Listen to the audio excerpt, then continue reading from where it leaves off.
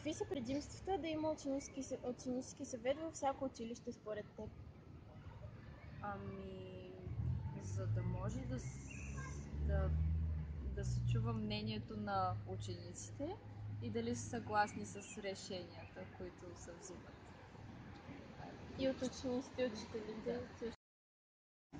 Добре ще, защото като цяло всеки, то не всеки ученик, ами отговорниците по-скоро, ще могат да изразят своите желания или интереси и по този начин ще знае училището към какво точно иска да се насочат повечето от учениците.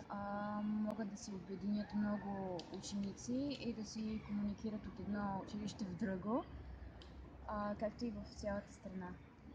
Здравей. Какво мислиш за това учениците в всички училища да имат реален глас за взимането на важни за училището решения? Ами важно е, защото по този начин и учениците могат да изразят своето нали, съгласие или несъгласие в зависимост от това какво ще реши на този ученически съвет и по този начин може да се подобри като цяло всичко в училището. Да, въпроси. Според мен това е важно, за да може да се чувстват по-добре в това училище. И това е. Смятам, че е полезно, защото по този начин могат да се чуят всички мнения на учениците.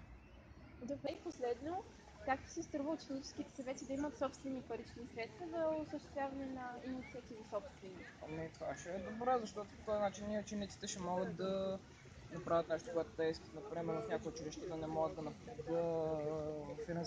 финансират училището, за да поправят двора, може учениците по този начин да го поправят или пък зависи там, ако има някакви кръжоци, нещо, да се финансират по този начин. Да, най-различни инициативи. Да. Добре, благодаря. Според мен това е добра идея, защото трябва да, като решат да направят нещо и да имат средствата. Да имат кой да ги спомогне. Да. Ами, ако има някакви добри идеи, по този начин може да се реализират. Да,